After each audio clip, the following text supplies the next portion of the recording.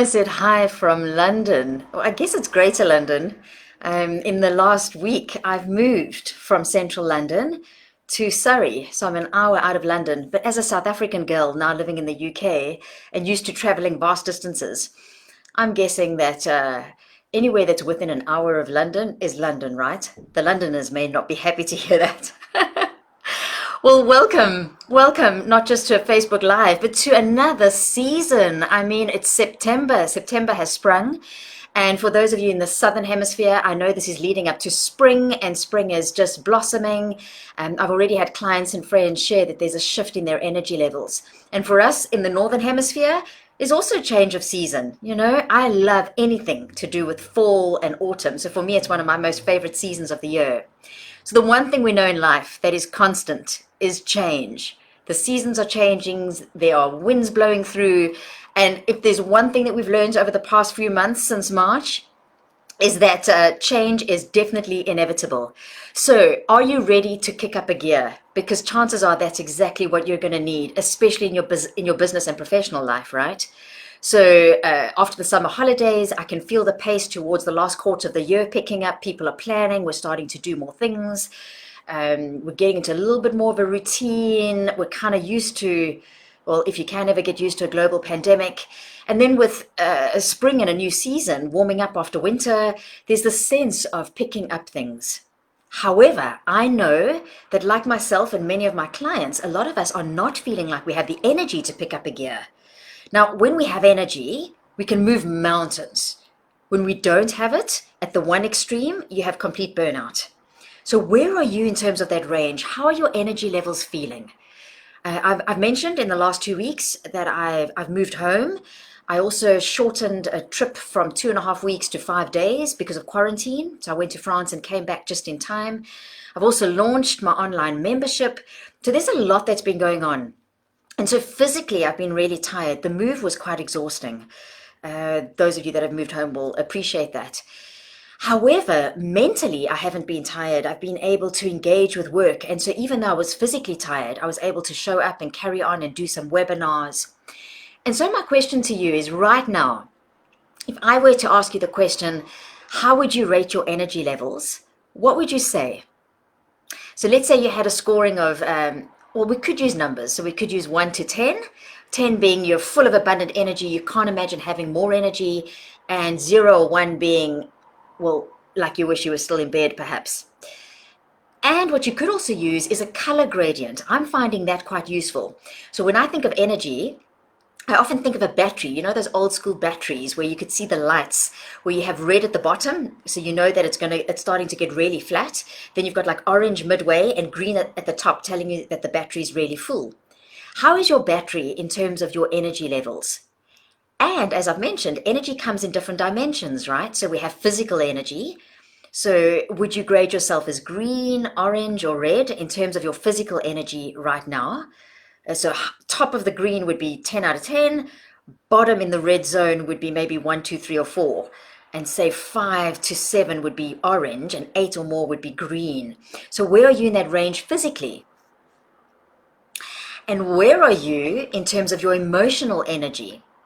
So you could be physically quite energized, but emotionally quite drained and more towards the orange-red side. If maybe you've had an argument with a loved one, let's say, or you're concerned about somebody that you know that's maybe unwell.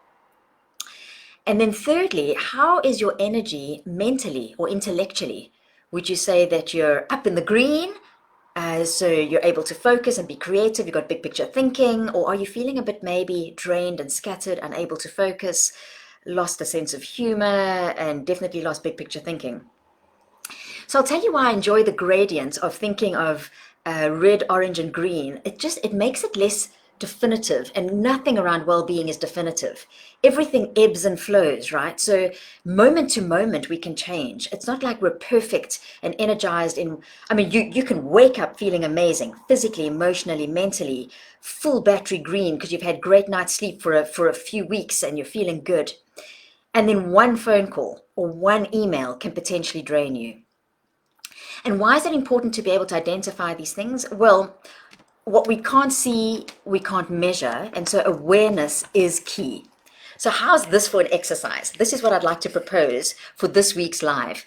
Because when we're aware, we're able to then set intentions and potentially make different choices. But without the awareness, it's really hard to be consciously competent.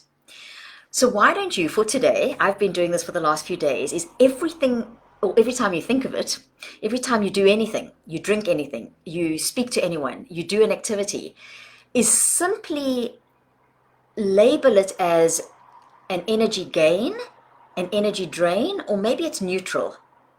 And what I've been doing is using the colors. So if something gives me a sense of spark, like I have a conversation with a client or a friend, or I eat something and it makes me feel good, I'm like, oh, that's green. That's giving me an energy gain. And then I might speak to somebody, or I might open an email or see a note from somebody, or like yesterday, I had to phone a few mobile providers to deal with a Wi-Fi issue. That was definitely a red in terms of my energy battery. So what I did is when I noticed that I had 2 or 3 red things in a row, I was like, oh, this is interesting. This could be why my energy is completely drained in the afternoon. So how could I potentially bring in something that could bring in a bit of green in that space? But now I'm jumping ahead. That's what I want to chat about next week. For now, what I propose is you become aware of energy gains, what's green, energy drains, what's red, and anything that's maybe neutral. From when you brush your teeth to you looking yourself in the mirror. I did it this morning when my alarm went off on my phone. I was like, oh, that's definitely green. The sound of my alarm is an energy gain. What is the sound of your alarm? Could you think about that tomorrow morning? And just become aware of how much green is in your day, how much orange, and how much red. And of course, common sense tells us that if there's too much orange or red, well, then we need to look at what kind of strategies can help. And if there's a lot of green, great. This is great. So how's this for a cute, fun energy awareness game? I'd love to hear how you're doing in terms of green, orange, and red. I'm going to be running a masterclass on the topic of sustaining energy and self-care and how to renew our energy on different dimensions.